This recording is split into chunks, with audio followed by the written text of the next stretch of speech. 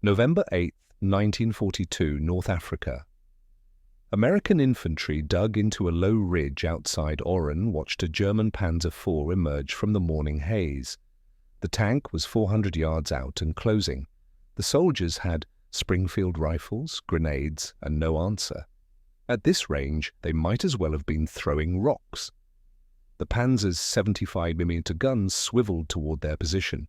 Men pressed themselves into the sand and waited to die or retreat. This was the equation that had defined armored warfare since 1918.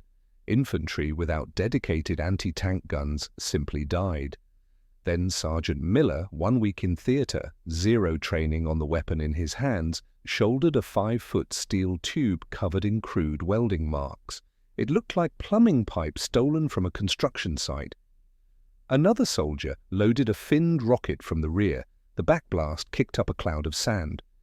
The rocket streaked forward, trailing smoke. 2 seconds later, it punched through the Panzer's armor and detonated inside. In 2 years, this weapon would force the German army to completely reorganize its armored tactics. Desperate reverse engineering efforts would produce direct copies. Ordinary infantrymen would transform from tank victims to tank hunters. Eisenhower would call it one of the 4 essential tools of Allied victory. What made a pipe that crude so deadly? The story starts 18 months earlier in a Maryland junkyard and a desperate engineer's refusal to accept that tanks were invincible. The desperate Inventions, May 1940. German panzers punched through French and British lines in the Ardennes forest, beginning the conquest that would end with France's surrender 6 weeks later. American military observers filed reports that reached the War Department with classifications ranging from urgent to catastrophic implications.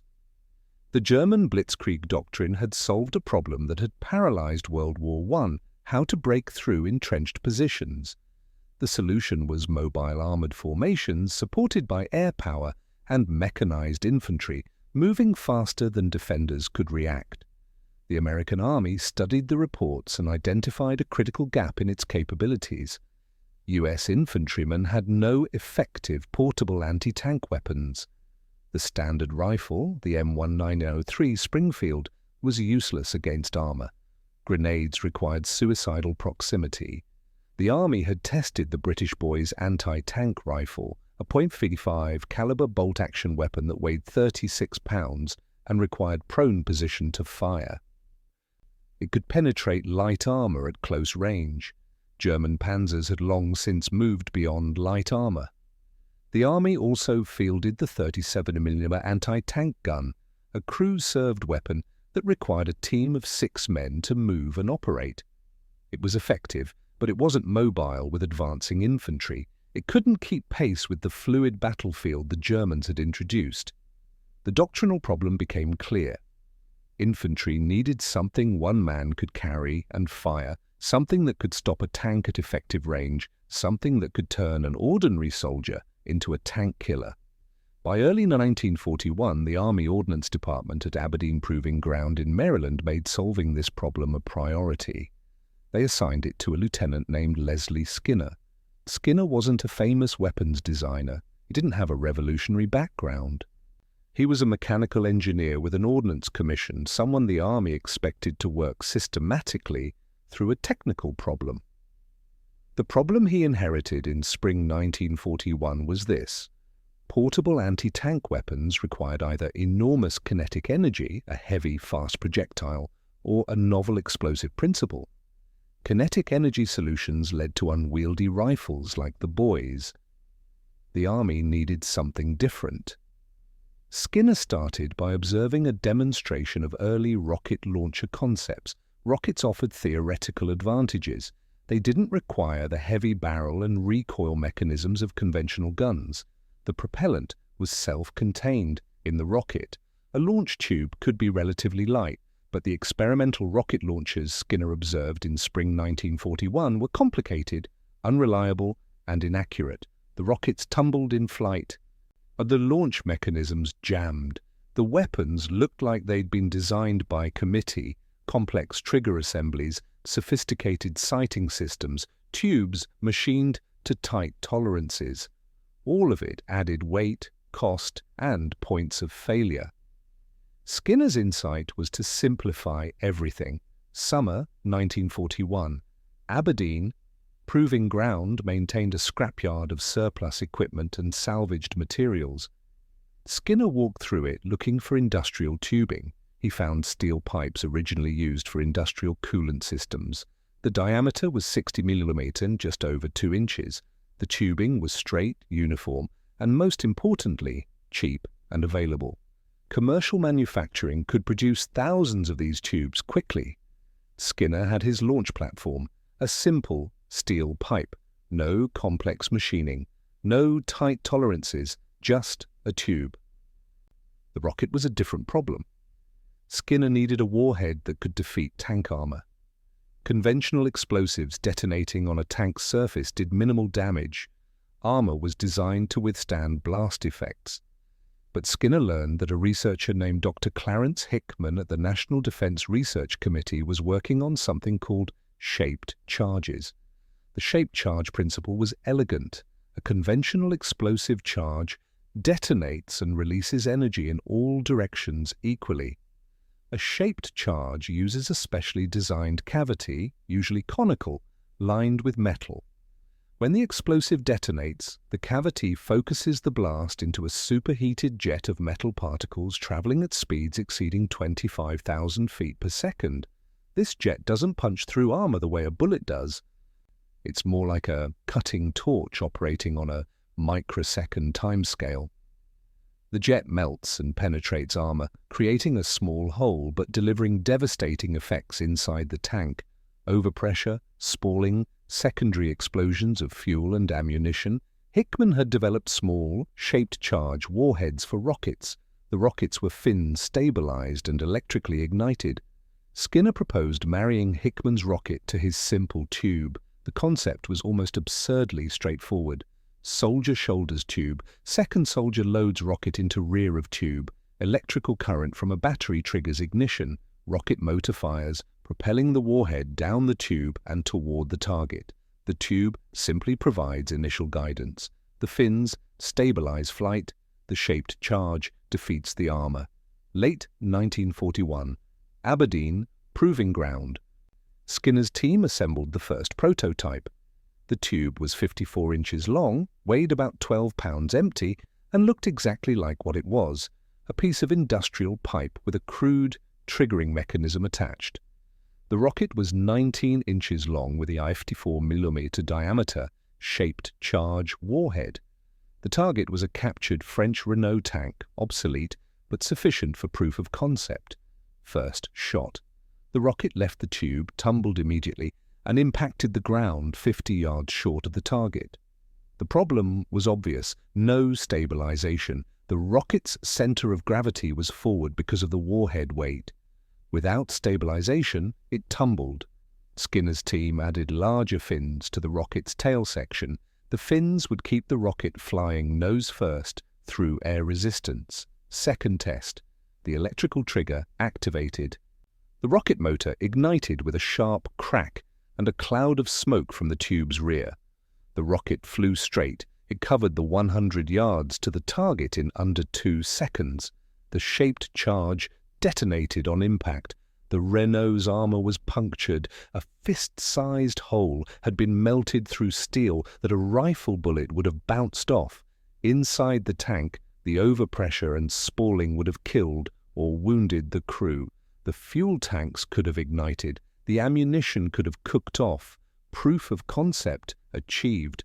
A man-portable weapon had just defeated armor. But the weapon still had problems. The electrical ignition system required batteries and wiring. Field conditions, mud, water, sand, would wreak havoc on electrical connections.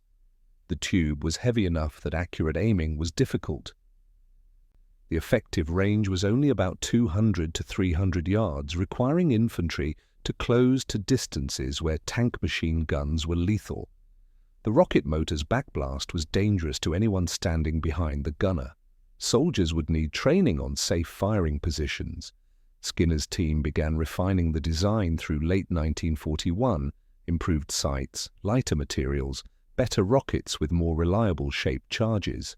The work proceeded at the normal pace of peacetime weapons development, research, testing, incremental improvements, budget meetings, procurement discussions. Then December 7, 1941 arrived. Pearl Harbor transformed every priority.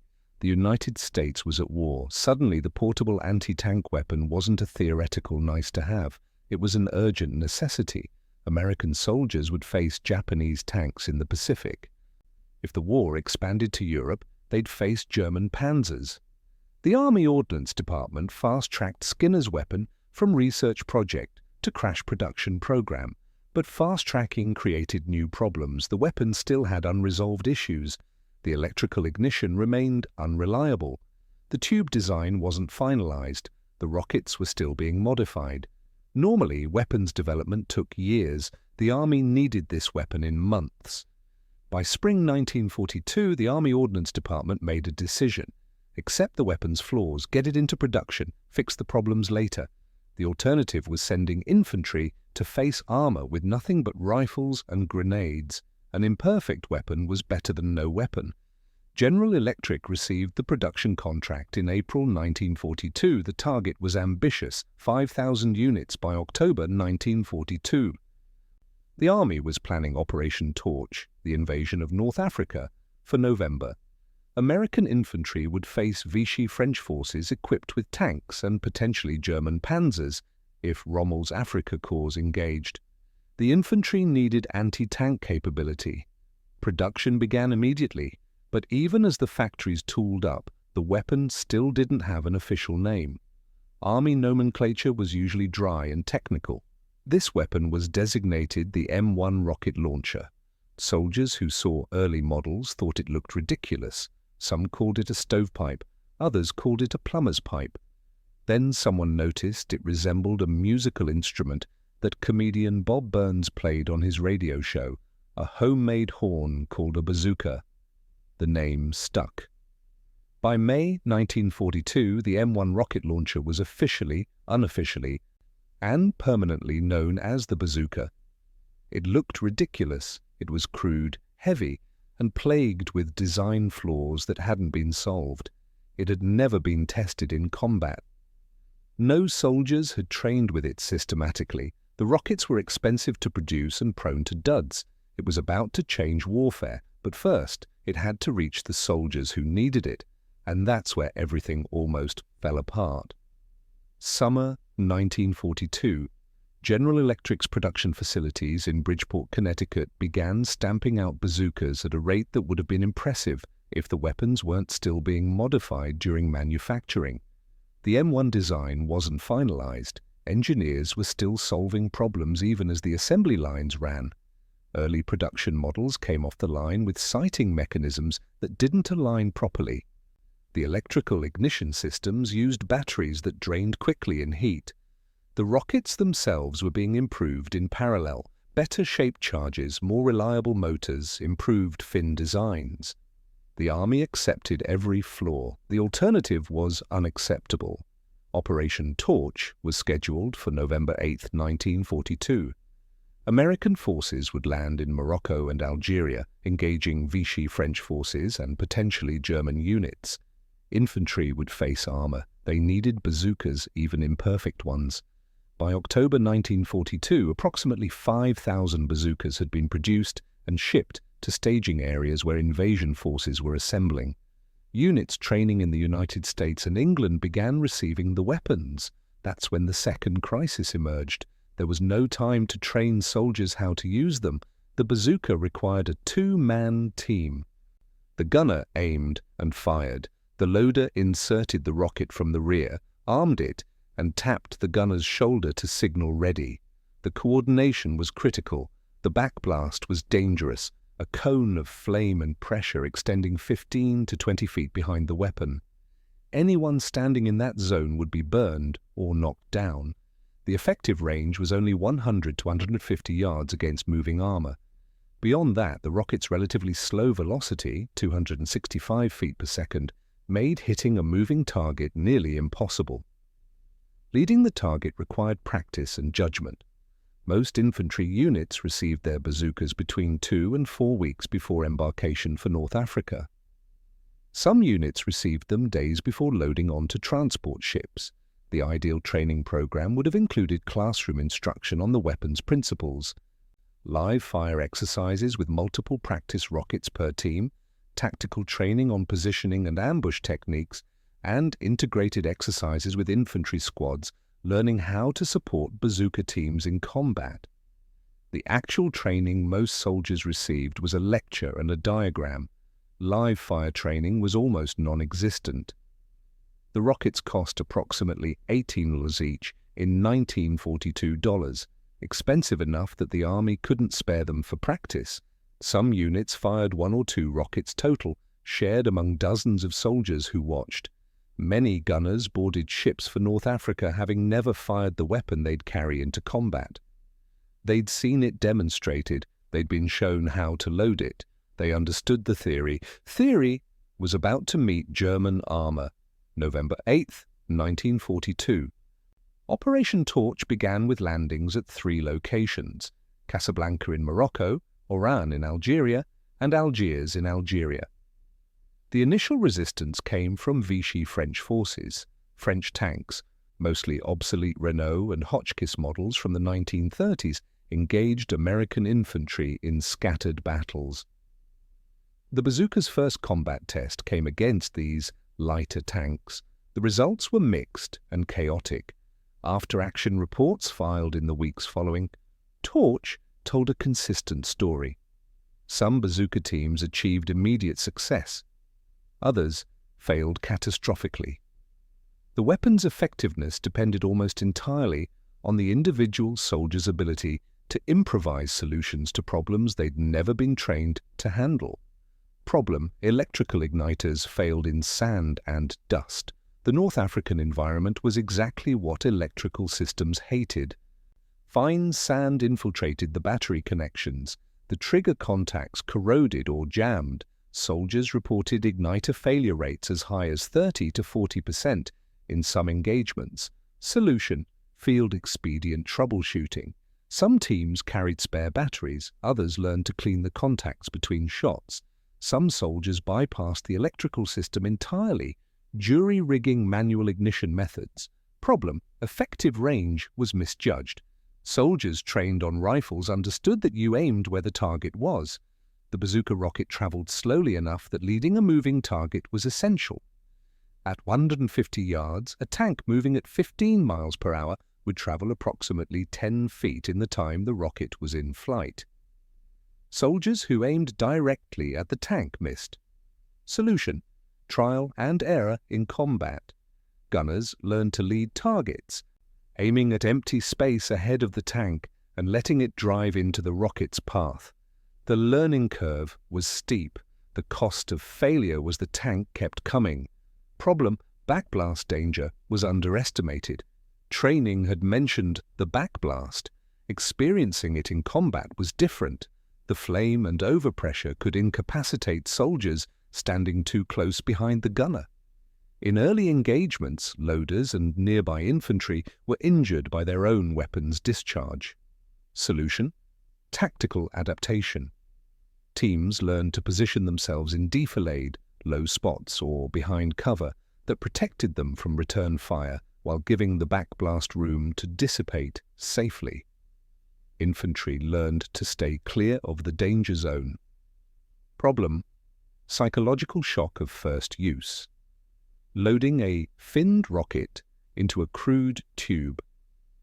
Shouldering a weapon that looked like plumbing pipe and firing it at a multi-ton armored vehicle bearing down on your position required a level of confidence that only successful experience could provide.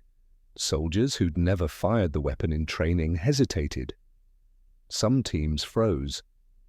Solution: leadership and desperation. NCOs and officers who'd observed demonstrations took the first shots. Success bred confidence. Once soldiers saw a bazooka actually stop a tank, hesitation decreased. The tactical reality emerged in the small battles around Oran, Casablanca, and Algiers during the first week of November 1942. The bazooka wasn't destroying every tank it engaged. Hit rates in early combat were probably below 50%. Many hits didn't result in catastrophic kills.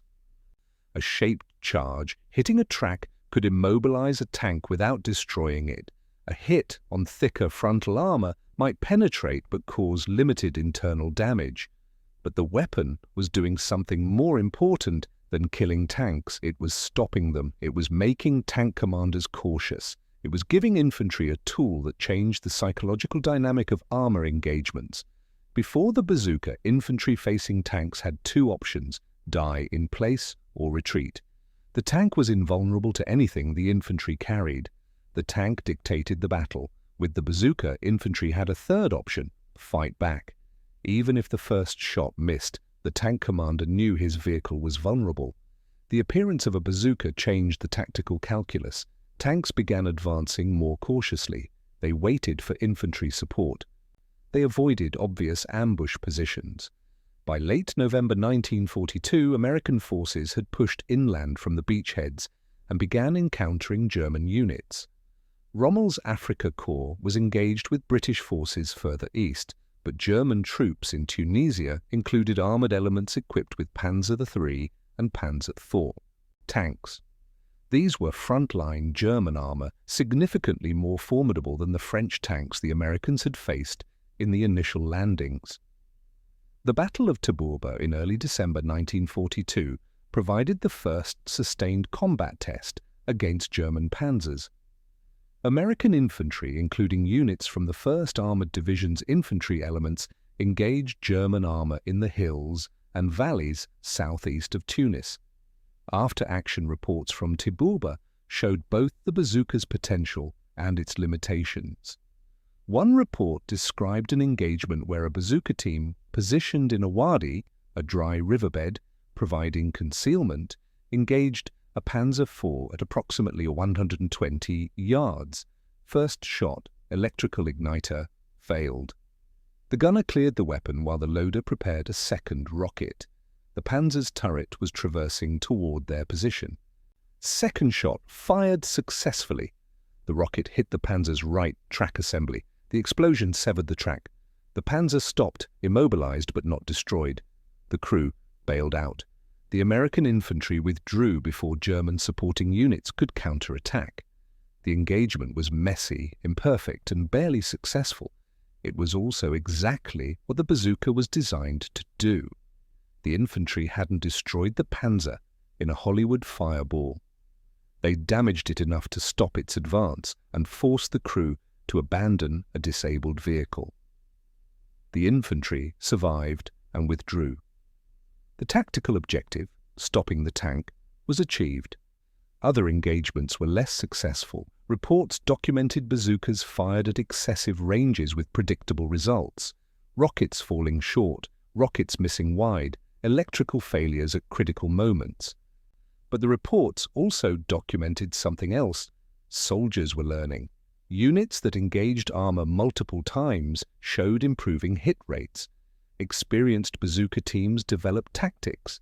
They learned to ambush from flanks where armor was thinner. They learned to target vulnerable points, tracks, engine compartments, turret rings.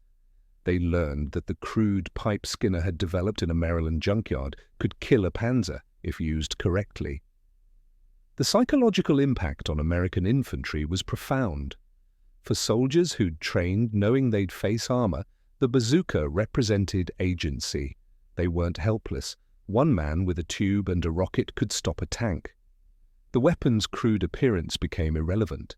Soldiers stopped calling it a plumber's pipe in mockery. They called it a bazooka with respect. But the psychological impact worked both ways. German intelligence officers began collecting after-action reports from panzer crews engaged in Tunisia. The reports mentioned a new American weapon, infantry portable, rocket-propelled, effective at close range. Initial skepticism was high. The weapon sounded too crude to be effective. German engineers had experimented with similar concepts and abandoned them as impractical.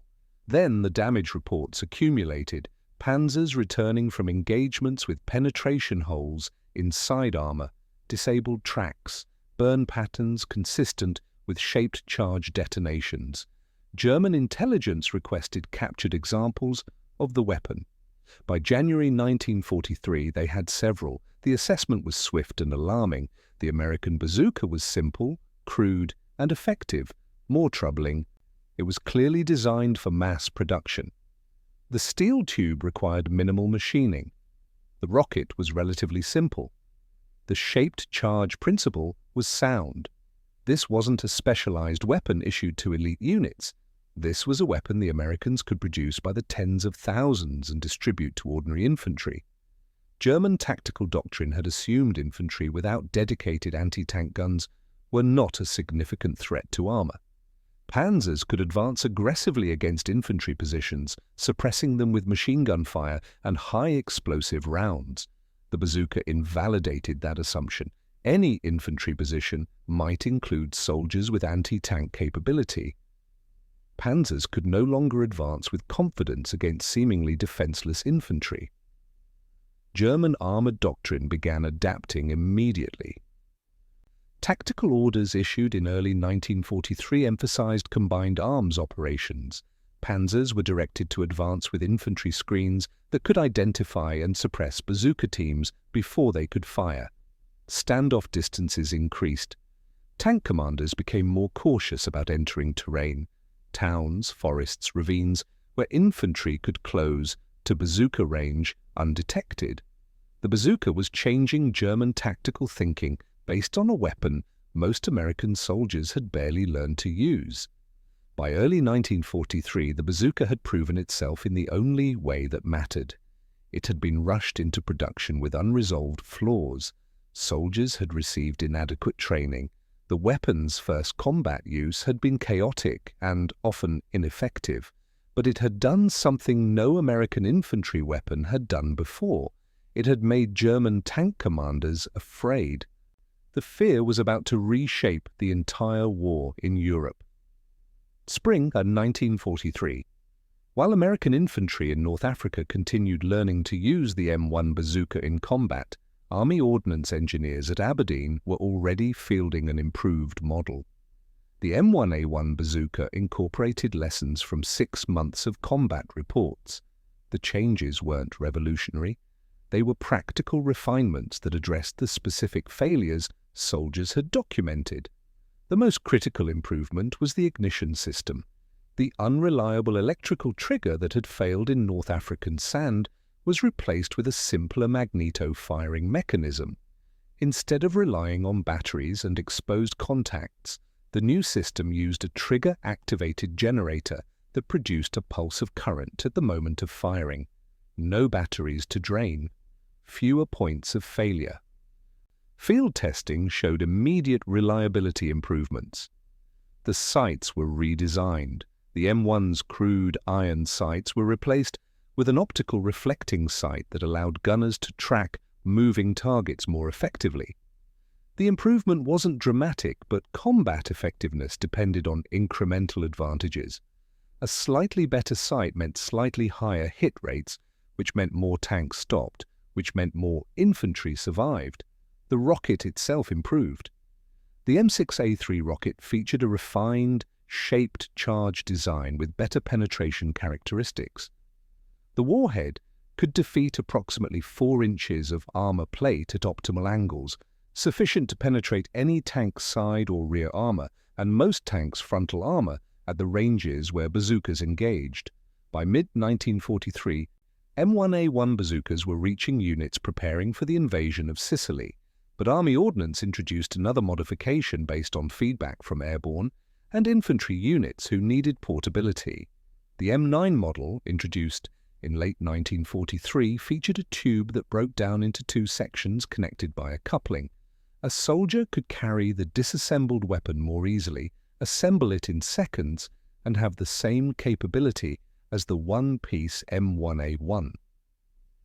More importantly than the hardware improvements, the Army was finally training soldiers properly.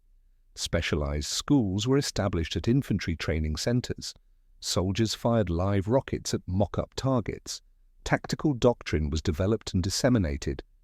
Infantry squads learned how to position bazooka teams, how to provide covering fire during engagement, how to exploit terrain for ambush positions. The weapon that had been thrown into combat in North Africa with minimal preparation was becoming an integrated part of infantry tactics.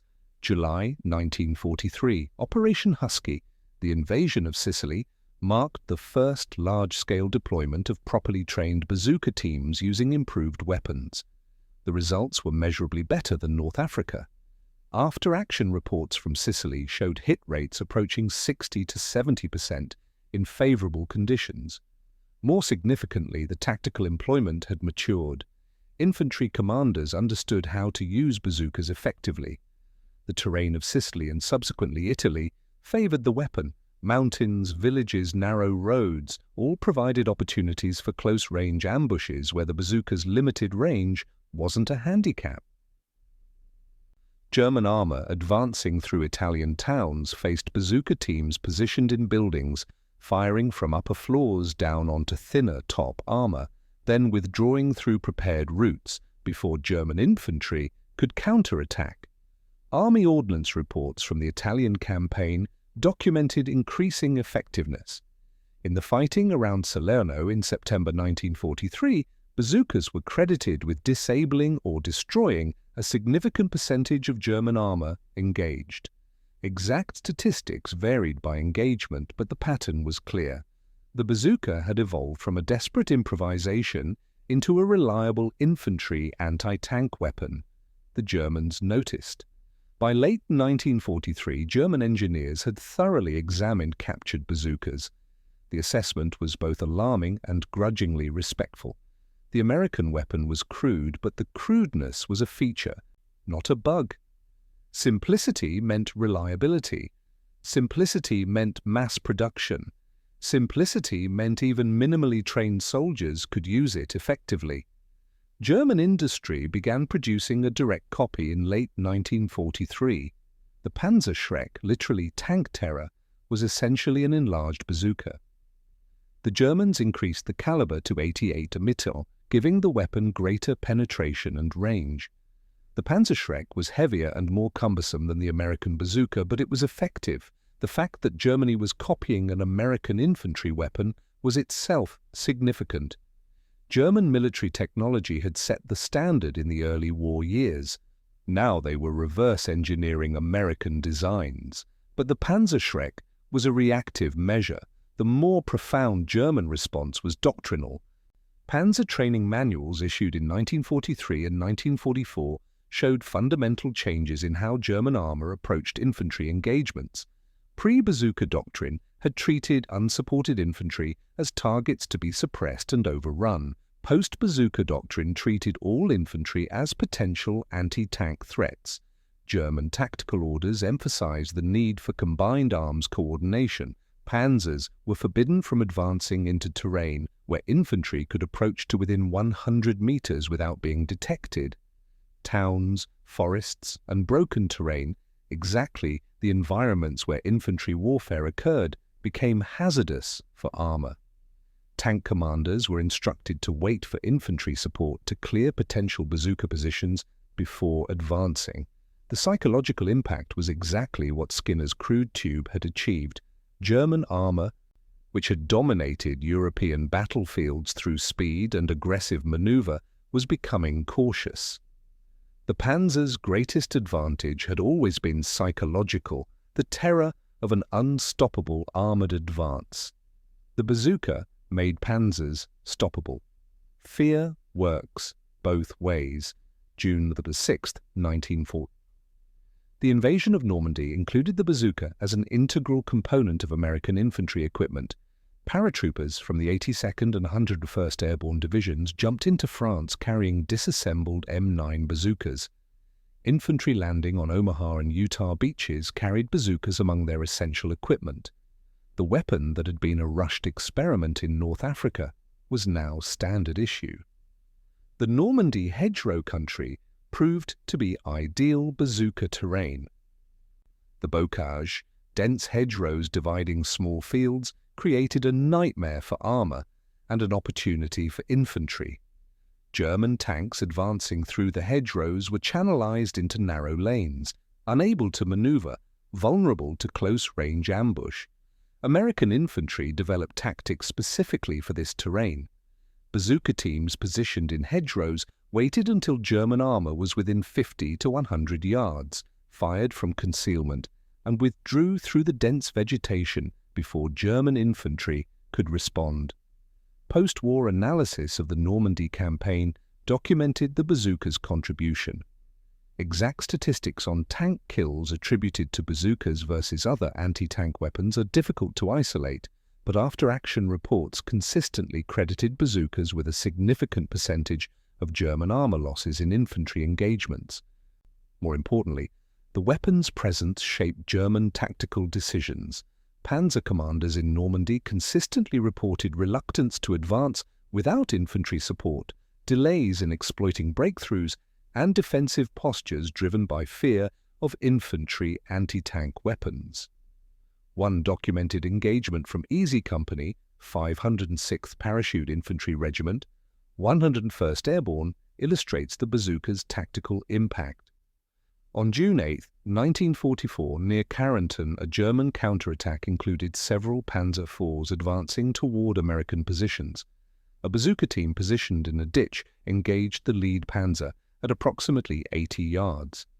The first rocket hit the tank's frontal armor and failed to penetrate, the one angle where the bazooka struggled against heavier armor. The second rocket, fired as the panzer attempted to traverse its gun, hit the thinner side armor and penetrated. The panzer stopped. The crew bailed out. The remaining panzers halted their advance and withdrew rather than risk similar ambush. The engagement lasted less than 3 minutes. One tank was disabled, not destroyed. But the German counterattack was stopped. The American position held. The bazooka had accomplished its mission. By the time Allied forces were advancing across France in late summer 1944, the bazooka's effectiveness was no longer in question.